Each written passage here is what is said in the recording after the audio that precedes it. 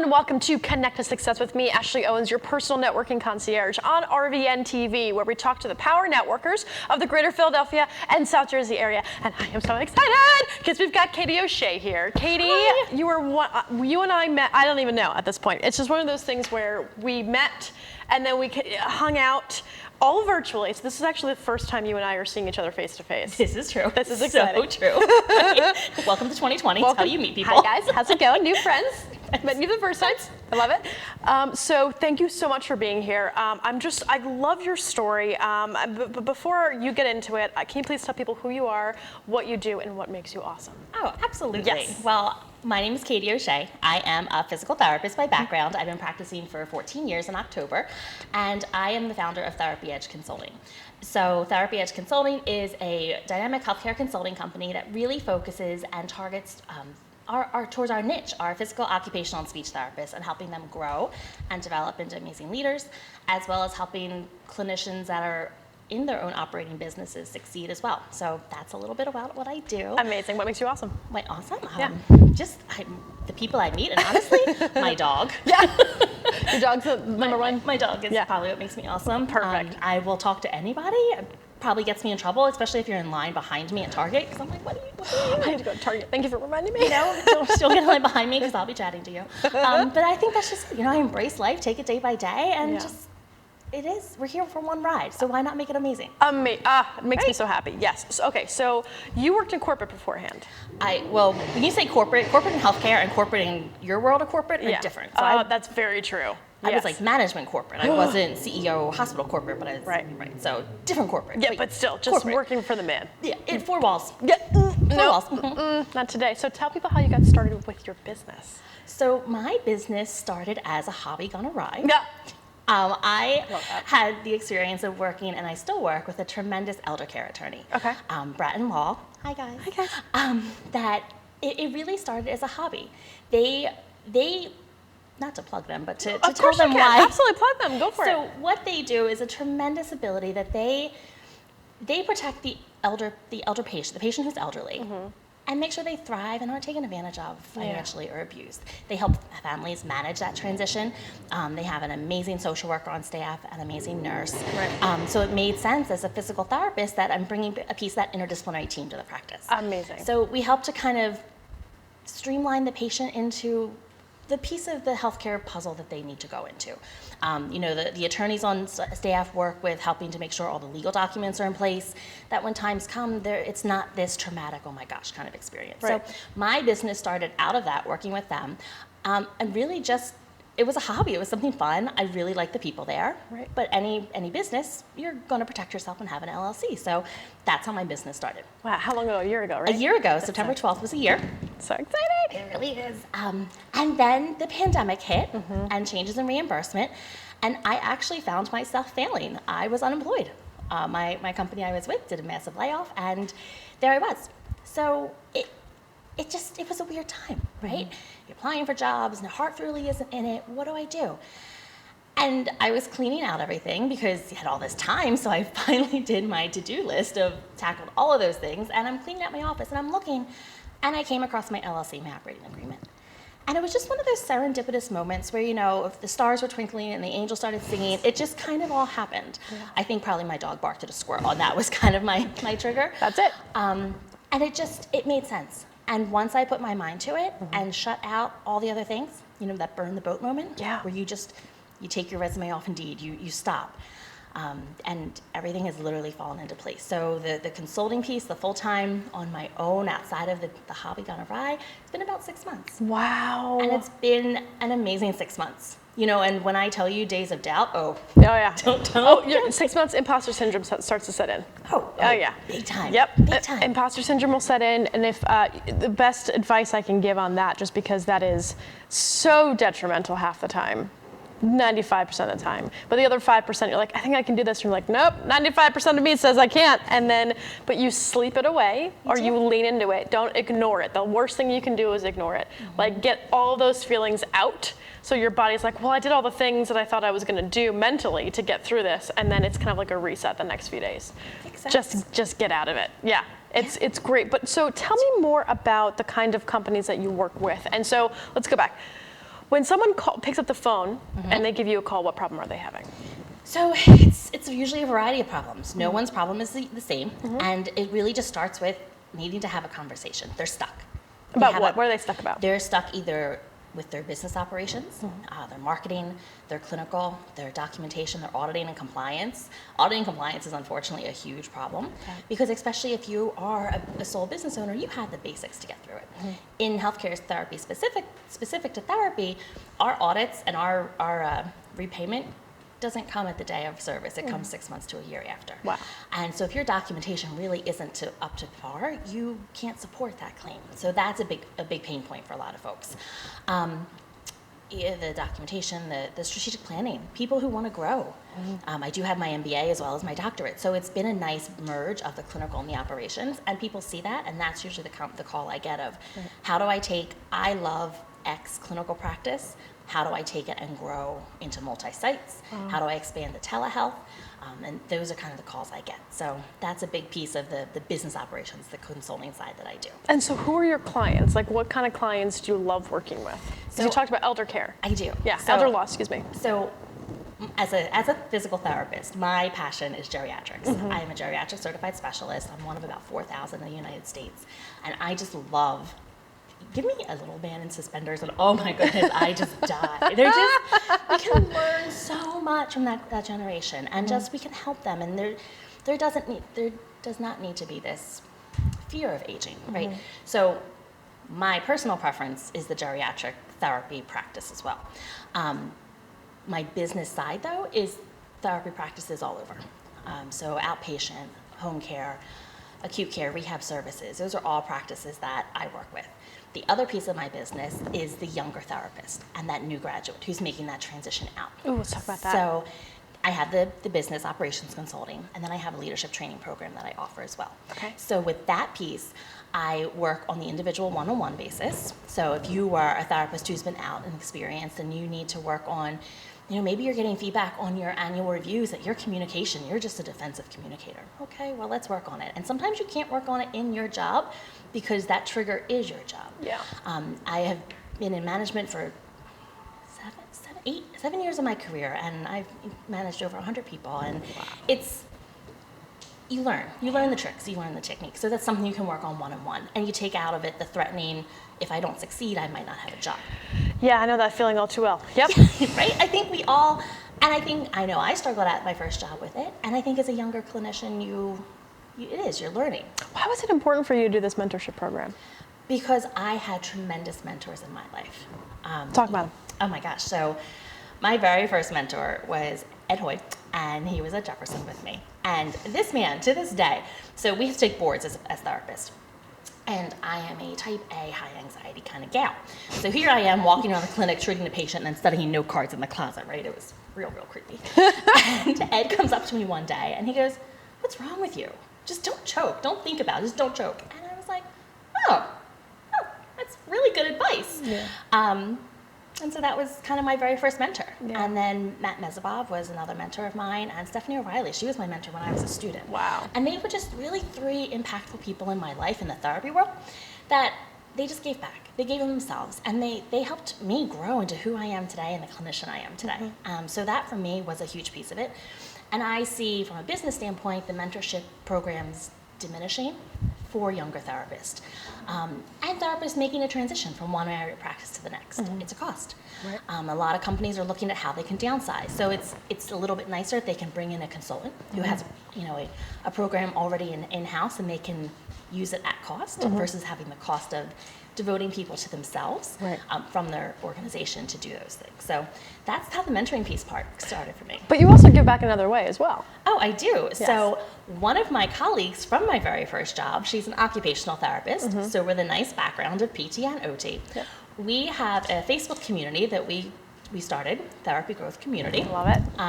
Where we give back. You have been a guest coming in and talking about networking. Yeah. And it's been such a great experience. Because therapists and healthcare folks, we network differently. Right. We don't, kind of, we were talking beforehand, networking concierge is just not a word. What is that? Yeah. Right. Yeah. What language are we speaking? So it's great for folks to see that, oh, they do need to network.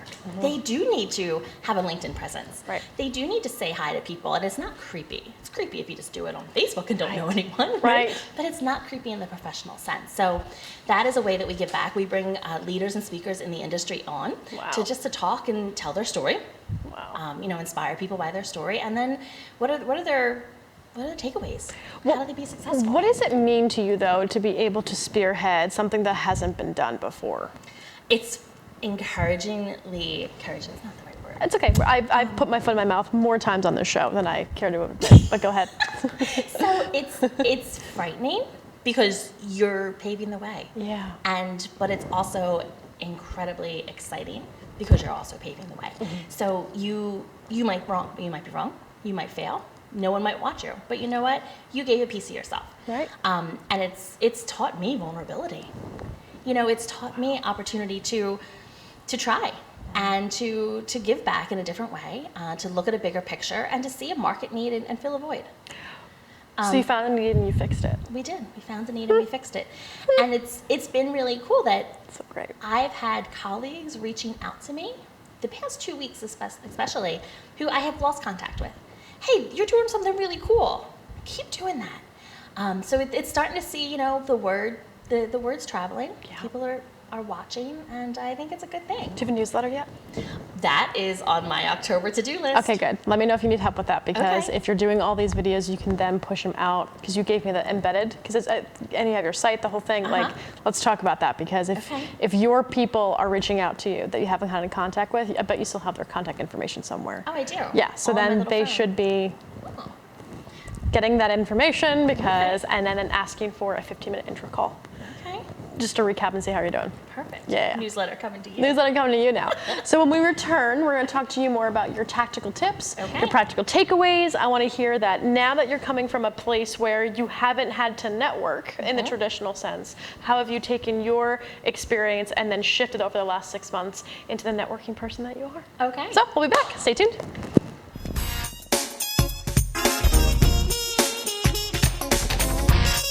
My name's Ashley Owens. I am your personal networking concierge, and I host a show on RVN TV called Connect to Success, where I interview power networkers in the greater Philadelphia and South Jersey area. So join me every week, 12:30 on Thursdays during your lunch break, and now on Fridays at 9 and 9:30 p.m. We'll see you next week. This plus this equals this plus this and this. Don't drink and drive. What makes a temple owl? Meet Stella. She's wise, fierce, and she's not alone. Temple University, where owls call home. We are the cherry and white. The city is our classroom, and we lead the rush hour, making our mark on every field around the world. A world without Temple, well, that's like the sky without the North Star. Temple, never stopping. The Family Law Firm.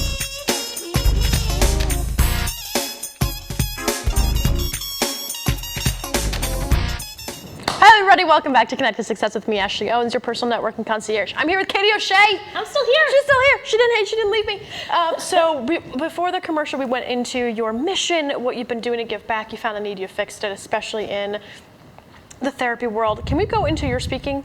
Tell me about that. Tell me about that transition, because you have a show. We talked about how you're giving back, the mentorship program, the consultancy that you do, but let's talk about your speaking stuff. So how did that start? That started 6 months after I became an actual professional PT. Yes. My research advisor said, come back, I want you to teach a class.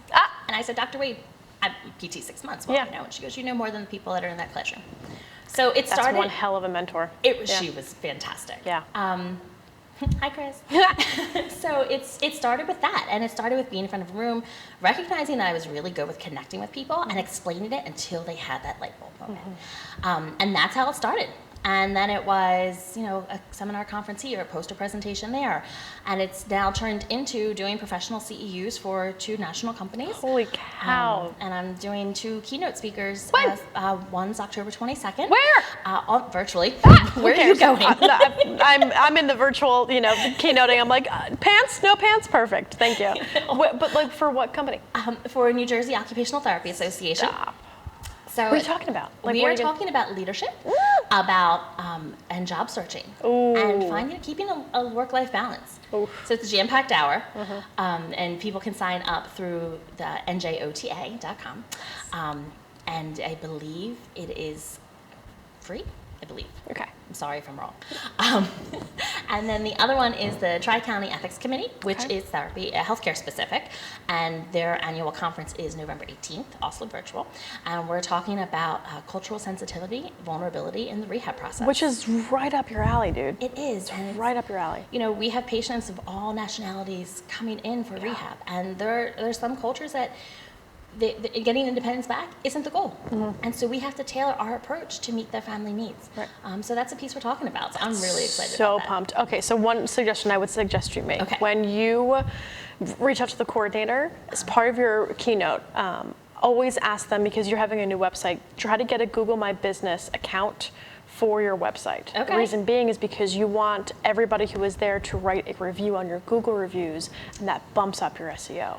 You are. Yeah. You're good. So especially, if, again, I don't know if you're getting paid or not, but if you're not, and there's a barter, put it into your speaker engagement as well. Always ask them to write a review, and then also give you a referral. Okay. Yeah. Oh. So if they're not paying you, like that's where you want it. Yeah. That's where you want it. So Oh, I yeah, like that. and especially if there's more information that you have or articles that you quoted, that's your give back to them. So you can say, hey, thank you all so much, and then copy and paste. We're just having a meeting here. Copy and paste Be right back. the thank you email, and then a link to the Google review that the coordinator can send out to all the attendees. Oh. So that way they have it, but they also have to make a review. So that I way you like pump it up, and then you use that review, make it into a little picture, and then you put it on your social media. Oh. You make it sound so easy. She really does. or use it for your media kit. Okay. Oh, I like where you're going with this. You can recycle that stuff. Yeah, are a but smart woman. just get as much information, get as much feedback as possible, because that'll be utilized for a long period of time. Yeah, so that's just my I love it. little 2 cents This is there. why you're so good at what you do. It's a lot of trial and error. Like, why waste 6 months? Or like, you've got these 2 amazing opportunities. Like, just grab them now. I'm so Absolutely. pumped for you. Oh, Okay, thank you. So let's go into, we talked about before how networking in general isn't something that your industry really focuses on. And sometimes you've got people who are introverted who don't really understand the value of networking. So coming out of that corporate 4-wall kind of environment and now working for yourself, how important is networking, and what advice would you give the people that are in your industry to start doing? Right. So our networking becomes events, right? And everyone talks at events, but we, you know each other. It's a small world. Yeah. My advice and where I've had a step is to say hi to a stranger. Take away all the advice you ever were told growing up. Take it away. Follow the white van, get inside, and get the dog. Right? Or candy. Or candy. Puppy. Ice cream maybe. But follow the white van, run after it, and knock on the window. Hey, who are you? Who are you driving? And talk to people. Yeah. That for me was the biggest step. That I didn't think anyone was interested in what I had to say, because I wasn't I was healthcare. Yeah. And so I thought, how can I have value to someone in a textile industry or an internet-based industry? How can I have value?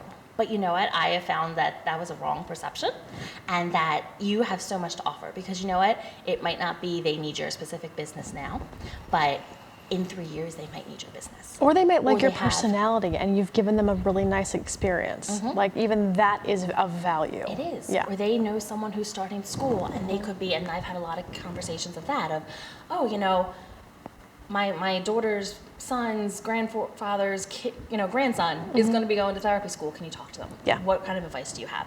And that's the networking equity you build, right? And that's the connection. And Exactly. I think I look at myself, and when I was a PT student, What you would have wanted, right?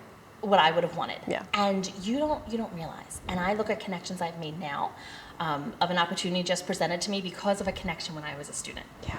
And I think, people are afraid, younger clinicians are afraid to go out and say, hi, I'm so-and-so. I don't know what I'm doing here, but I just want to say hello and find out more about you. Wow. And I think that's one of the biggest things that I tell people. Go up and say hi. If you don't have anything fun to say, you don't think it's fun to say that. Start there. And how have you changed it with the virtual aspect? What have you been doing practically with the virtual? So for me, it was LinkedIn.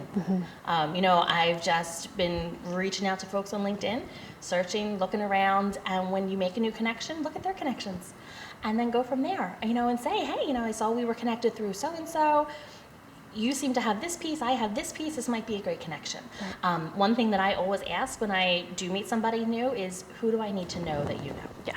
And I think you and I have talked about that even. Yep. It's just who do you need to know? Yep. My other favorite question is, what do I need to know in 10 years from now? Oh, that's a good one. So I can't take credit for that. That comes from John Maxwell, who I am a huge fan of. Yeah. And Didn't you just go on his thing? Talk about that. I did. I just met him. Talk about that experience. And so I am in his mentorship club. Yeah. Maximum Impact Mentoring, and it's a monthly call.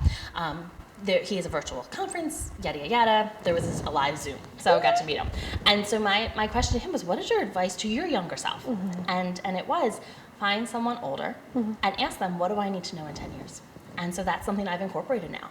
And you think, you're surprised the amount of people you talk to in the 2 or 3 days, but you really start to get a lot of information. And you see how this one's life experience and that path, it all starts to merge together. I think the hardest part that people have too, especially when they're coming from an environment where networking wasn't something that they incorporated at all into their business or into their lives or into their careers, is just the ask. Is being afraid to ask. 100%. And not to come off, because they don't want to come off salesy, they don't want to come off like, I only need you for this, but you build up the relationship on so many different ways before the ask, because by the time you get to the ask, they're gonna be like, oh, of course, absolutely. I don't need any context, I got you covered. Right. Like, that's how you build an army. So I was watching, ever seen The Boys? On Amazon, The Boys on Amazon Prime. It's a really dirty show, but it's on Amazon Prime. It's about superheroes that are like just awful people. Okay. It's a lot of fun. Anyway, there's a antagonist who said something to the effect of, you have an audience and you have fans. I have an army. And that, I thought, was a really good depiction of the kind of network that you want to build. Not people that will like go to war, but more of, who do you want as your lieutenant? Who do you want as your general? Like, who are the people in your group and who do you want as your soldiers? But in order for you to maintain that army, you have to be a leader twofold for them to be able to follow you and fight for you. So that's the whole aspect, I think, of networking. But the ask is something that's hard, because I think that there is a pressure to be like, well, I can't give value back to this person. But in essence, 100%. To your point, you absolutely can. Right. You absolutely can. And sometimes, and what I learned even starting networking outside of healthcare, sometimes that value is a comment on social media. Correct. It's a like. And Yep. You think, this is so silly, this is so simple, but it has such impact. Yes, it really does. And that the art is just small ways that you can make that connection. So let's talk about that, because that's definitely a networking tip. I talk about the $80 method, which is putting your 2 cents on trending posts that are relevant to your area, relevant to your industry. But start getting, especially somebody who's coming out of, especially for people in your industry that are a little new to the networking bit, is to do those likes, those posts, those shares.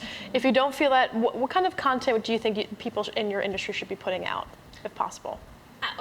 So you mean from a person who's treating as a therapist? Yes, Or somebody in your industry that is learning to network. What kind of posts should they be putting out on LinkedIn, you think? So on LinkedIn, I think it should be, this is the area I have. What advice do you have for me? Yeah. How can I grow into this area? I'm interested in this. What type of characteristics does that type of job look for? It should be questions, open-ended. Yep. Looking for information. Something that always makes my blood just cringe for sadness for folks is when I see, especially in Facebook groups, or folks are coming at things from a negative perspective. Yeah. And you can ask a negative question in a positive way and still get your answer, but maintain your integrity and your dignity. And there's just such a different feel. And that's always one of the no's of people that I think people need to get away from is that negative approach. Flip the switch, flip the question. Yeah. But certainly, what they offer, what they've done, and how they can grow. I think that's great to be commenting on. Follow inventors, follow the main vendors that we all use within the therapy world. See what their products are about. Link in and connect with the rep and say, hey, this is really cool. Do you do any CEUs? If they're in the same town, do you have a chance I could shadow you? I'd really like to be a vendor for this or a rep for that or whatever the case may be. It's the ask. It's It's the professional ask. Just get the meeting. Have a 15-minute phone call with that person. Just get the meeting. Get to know who they are and then do the ask. Yeah. That's so great. Question. So where do you see yourself in 10 years? In 10 years. In 10 years. Oh my I'm gonna goodness. flip it. I know. I don't even know what I'm going to do next week, but I know it's a Yeah, hard question. right? But so what's the vision for the business? So the vision for the business is for us to be a true dynamic healthcare company that just has a nationwide scope and footprint, and that we help the younger generation in practice skip all the hard steps. Yeah. And really succeed. Yeah. That we set people up for success. That But I'm not done. even planned. Oh my goodness. Yes. Got it. That was so good. But that folks can understand that even though their skill as a therapist, Yeah. that they have so much opportunity. Yeah. And that they're doing things the right way, and they're putting the right business structure in place to protect them also. And that falls back to the business side of my consulting. We're seeing so many clinicians getting out of that non-clinical path. But sometimes that back door's open, and that liability is flapping in the wind out there, and you just doing it a little more safer. So that would be my goal, to have that presence, to have that nationwide presence, and to have consultants that we have groomed and are now giving back and helping the next generation. Building an army. That's the, It's kind of amazing. we're recruiting. I love it. So who do you need to have on your show? Who do you want to have on your show? So I am looking for leaders currently. Or In what fields? in healthcare. In healthcare? Okay. Physical, occupational, and speech therapy is my passion. It Yeah. always will be. I'm a PT. But certainly those healthcare industry leaders and folks who have had that interaction with therapists, whether maybe they were sat in an executive C-suite level and they had a great therapy team, and they understand that value, and they understand that how therapists need to market and position themselves to step outside of that therapy lane. So that would be a huge piece, as well as the different universities and schools. Yeah. That's a big piece of looking to go in and professionally train Yeah. in that student level and student role, which is always hard because as a student you're learning so much information, you're not a lot. taking leadership. But Right. But the leadership training in that field is so important. Oh, goodness. Well, do me a favor. Yes. You're done, and I hate it. I hate it. Can you look into that camera and tell people how they can find you? So you can reach out to us on our website, www.therapyedgeconsulting.com, or you can email me personally, Katie, Katie.O'Shea, OSHEA, @therapyedgeconsulting.com. Thank you, my beautiful friend, for being here. Thank you I'm for so having me. great. I can't wait to see what the things that you're doing. Thank you, everybody, for watching Connect to Success with me, Ashley Owens, your personal networking concierge, Miss Katie O'Shea. If you'd like to be a guest on the show, please email me at ashley@ashleysays.com, where we can talk to you about your practical tips and tactical takeaways in networking, who you are, what you do, what makes you awesome, and to hang out with me because I need more friends. So we'll see you next week. Thank you so much. Bye-bye. Bye.